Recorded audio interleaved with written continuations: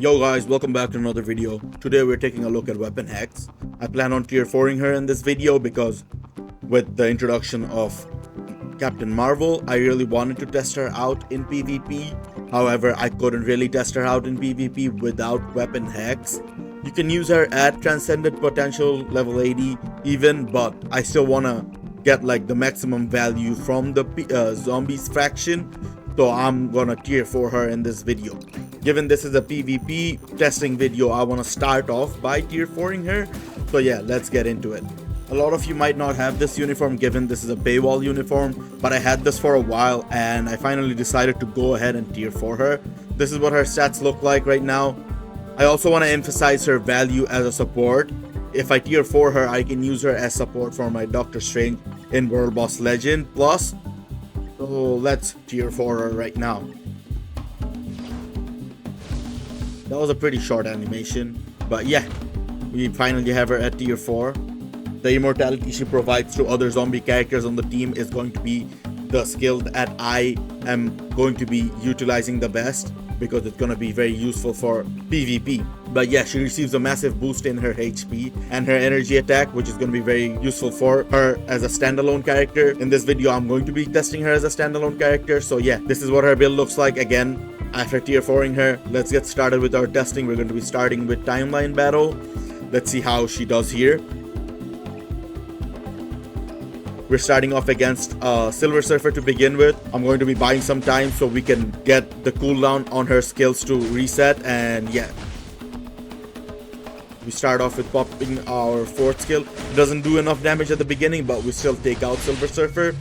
Her bread and butter is the 4th skill. It has penetration and counterattack, but it does not have heal. Her heal is on her 5th skill, so sometimes you might face issues with that. But yeah, we take out Silver Surfer with ease, but we end up dying to the null.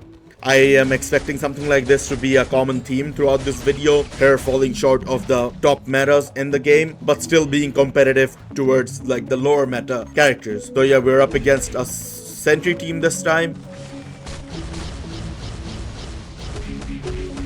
We pop in and we deal a little bit of damage and then instantly our immortality is popped and we don't end up surviving as long as we want to be able to take out sentry, but yeah, we end on a loss as well.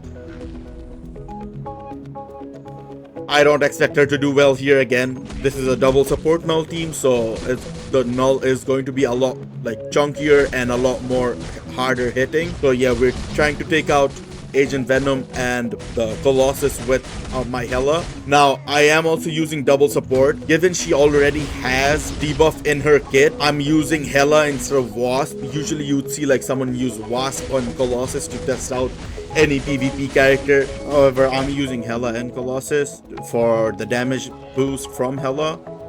So yeah, now we are on to our final battle. We're against a Sentry Null team. I don't know if we'll even be able to take out Sentry once. It seems like we dealt very good damage to begin with. Wow, we were actually able to take out his first life. But the lingering damage from Sentry's 5th skill actually ended up killing her while he was dead. So yeah, that ended our timeline battle testing. Now we can move on to Team Arena battle. I'm using the same team as I used before and surprisingly enough, she's doing pretty well. She's actually able to take out the Carnage, but we were not able to take out the Surfer and Hela. Now moving on, we are against a Sentry team. He's using Sentry and Hela, and yeah, we instantly get our immortality triggered and we end up dying. That's pretty easy for Sentry. Now we can move on to a null battle. I don't expect her to do well here either. Same way as the Sentry battle, our immortality is triggered instantly and we end up dying. I decided to change the team up a little bit. I introduced Thanos as the leader for the damage boost and the defense boost, but the results seem to be the same or worse because Thanos got instantly one-tapped and yeah, Weapon Hex wasn't able to do much. Yeah, as you can see, the results haven't improved. So yeah, that ends our Team Arena battle testing. Now we can move on to Otherworld battle testing. Here, I'm expecting her to provide me much more value than she provided in the other 2 game modes. So yeah, she instantly comes in and deals pretty good damage to take out 2 characters, and yeah, her survivability is also decent here. Her immortality is triggered, but she's still dealing enough damage. for my Mephisto and Wolverine to finish off the battle. We end on a win to start it off. Now we can move on to the second battle. This is also a decent team we are up against. We wait for her to enter. So yeah, she enters and instantly her immortality is triggered, but she's able to deal enough damage to take out the Thanos, and Wolverine and Mephisto end up clearing out the battle. Decent, but I still don't think it's the best from a character. But yeah, that's what you can expect from like a primarily support character. Even though I'm testing her as a standalone, as you can see here, he's dealing enough damage to take out the Quicksilver and take out the Mephisto as well. And again, my Mephisto and Wolverine end up clearing the battlefield. Pretty good. That ends our testing. Honestly, I didn't expect her to perform really well on her own. My primary goal was to build her up as a support. Even though she holds decent standalone value, I think much more of her value comes from her support ability, specifically the immortality for PvP. So if I build up my Captain America and Captain Marvel for PvP, overall the zombie team would perform a lot better. So yeah, in conclusion, Weapon Hex is a decent character. If you have this uniform, you might as well tier for her.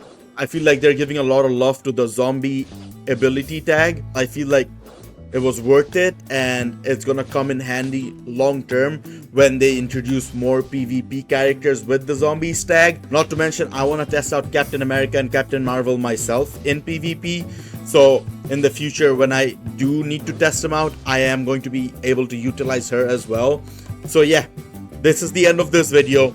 So what do you guys think? Was she worth it? Do you think I made a mistake tier 4ing her?